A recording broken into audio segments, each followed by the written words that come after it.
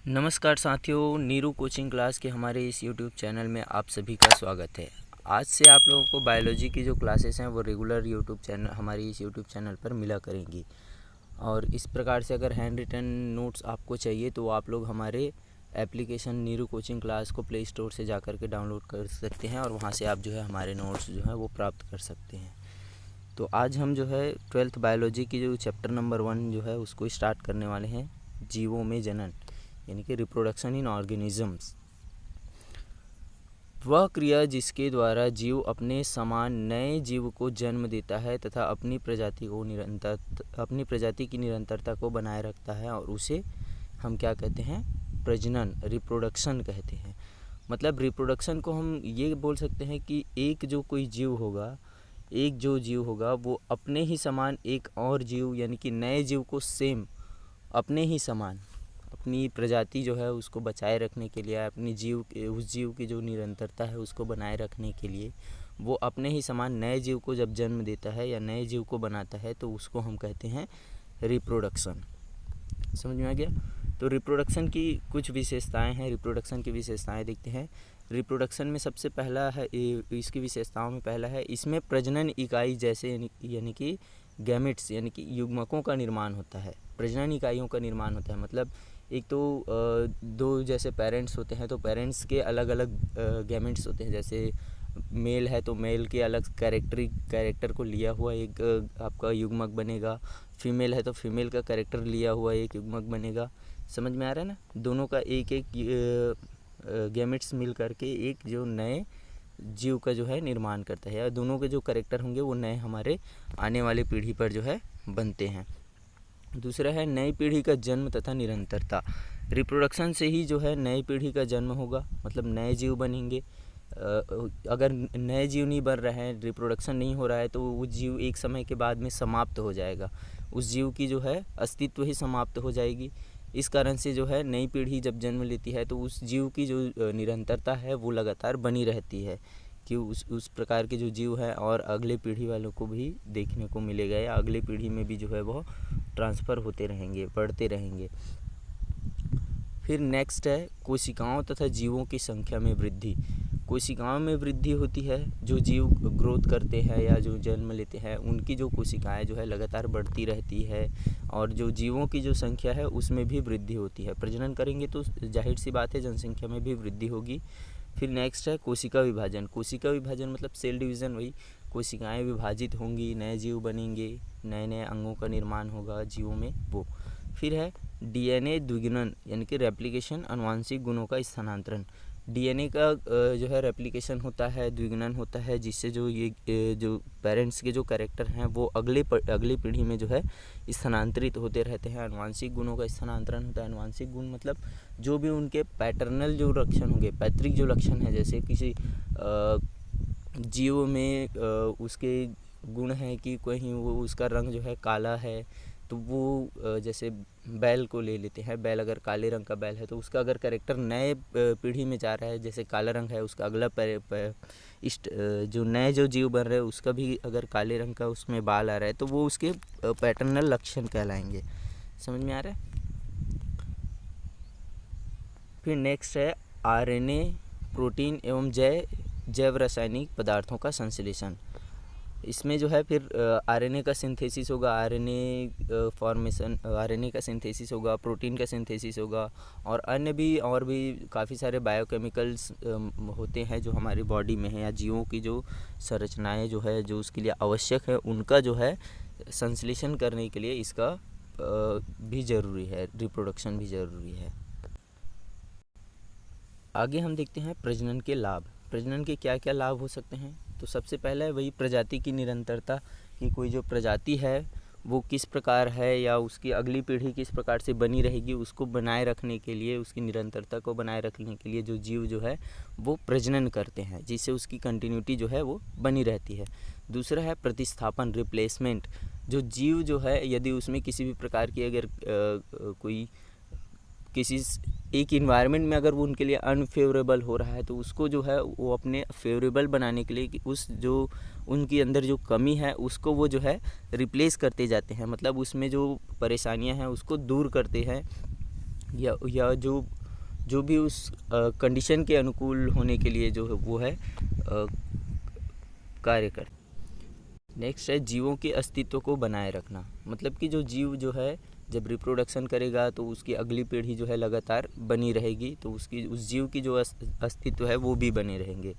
विभिन्नताएं, ये सबसे ज़्यादा ज़रूरी है। विभिन्नताएं, वेरिएशन जिसको बोलते हैं, विभिन्नताएं आती है तो जो जीव जो है वो किसी भी अनफेवरेबल कंडीशन में भी रहने के लिए अनुकूल हो जाते हैं। जैसे पहले जो है एक समय रहा था जब पृथ्वी पर काफ़ी टेम्परेचर काफ़ी ज़्यादा बढ़ा होता था, काफ़ी ज़्यादा थे, तो उस टाइम में जो जीव थे या जब हमारे पूरे पृथ्वी पर जल ही जल हुआ करते थे, उस टाइम के जो जीव रहे होंगे वो सभी जो है समुद्री जीव रहे होंगे, जलीय जीव रहे होंगे।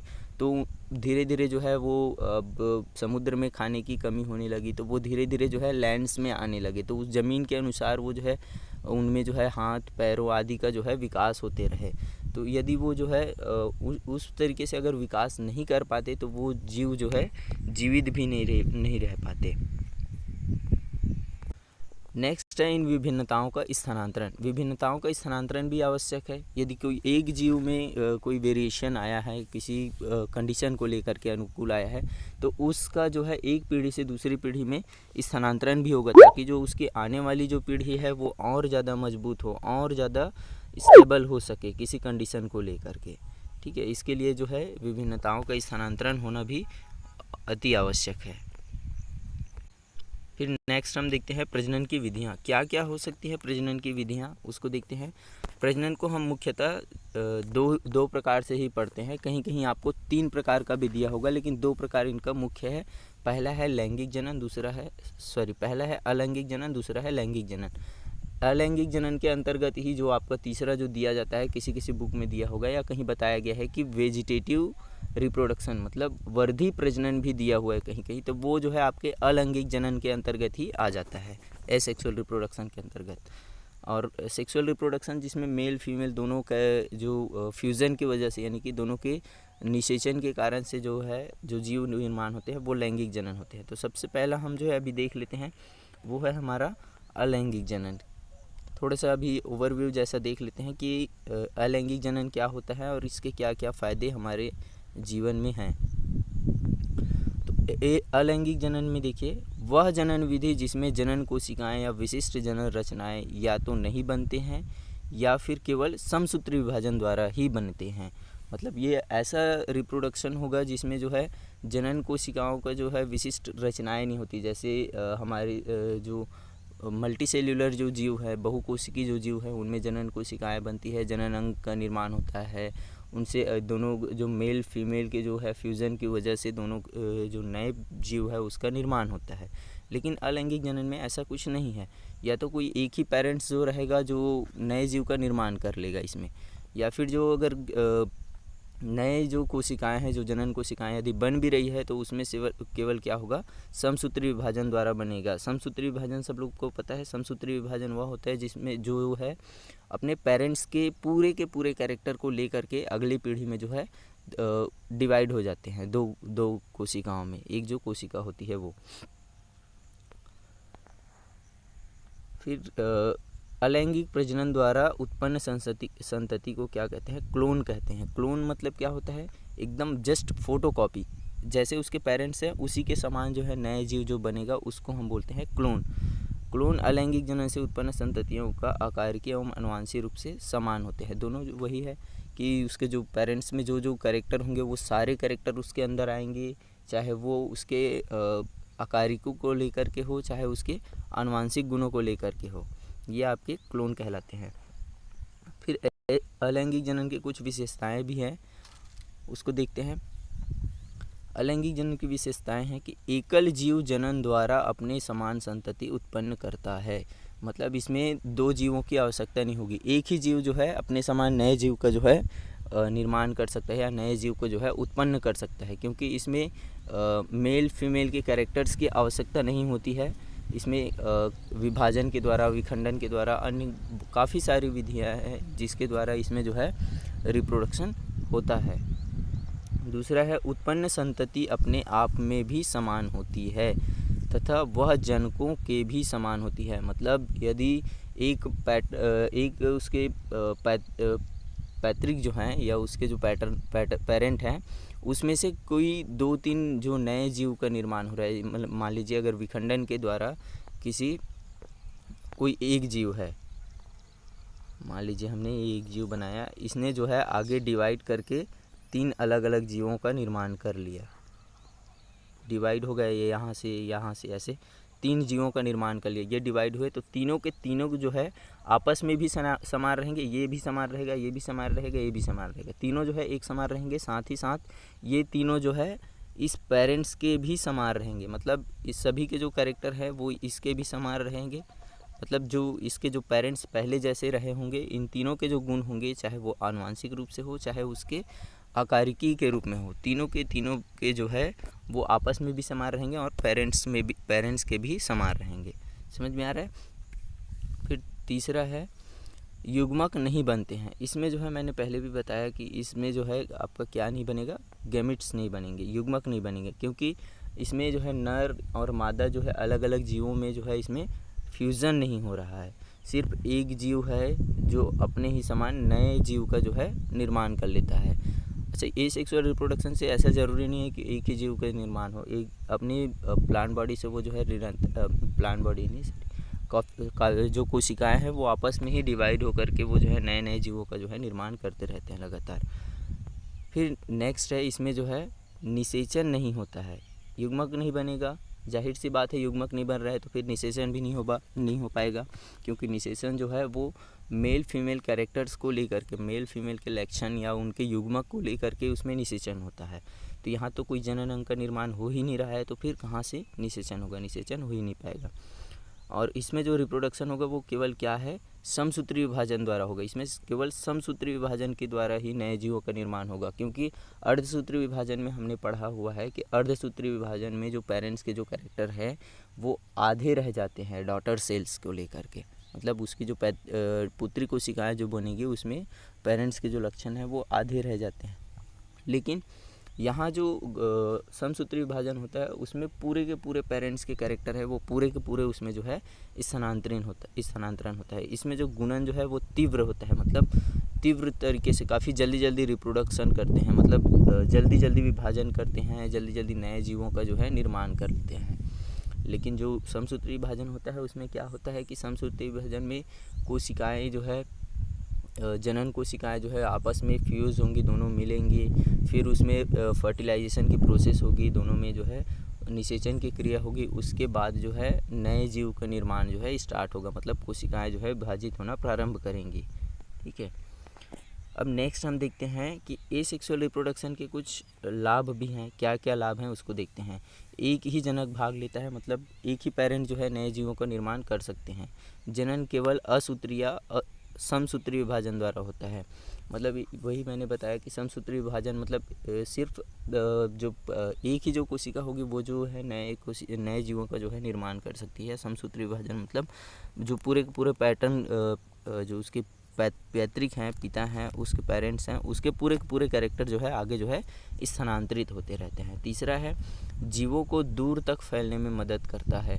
मतलब वो जो जीव है उसमें किसी भी प्रकार की अगर विभिन्नताएं नहीं आ रही है, वेरिएशन नहीं आएगी, जाहिर सी बात है उसके जो पूरे के पूरे एसेक्सुअल रिप्रोडक्शन में हमने अभी तक पढ़ाया है कि जो एसेक्सुअल रिप्रोडक्शन होगा उसमें भी किसी भी प्रकार की कोई विभिन्नताएं नहीं पाई जाएगी। पूरा जो उसके पेरेंट्स में जो भी कैरेक्टर रहे हैं पहले, वो सारे के सारे कैरेक्टर जो है, सारे के सारे लक्षण जो है आगे पीढ़ी में स्थानांतरित हो रहे हैं। मतलब उसके जो नए जो जीव बन रहे हैं उसमें वो सारे गुण जो है स्थानांतरित होते जा रहे हैं। तो यहाँ किसी भी प्रकार की कोई जो विभिन्नताएं नहीं पाई जा रही है, तो वो जो जीव है वो दूर दूर तक फैलेंगे, तो उसकी जो सारे की सारी जो गुण है वो एक समान बनी रहेगी। कहीं भी जो जीव की जो विभिन्न नई प्रजाति है वो देखने को नहीं मिलेगी।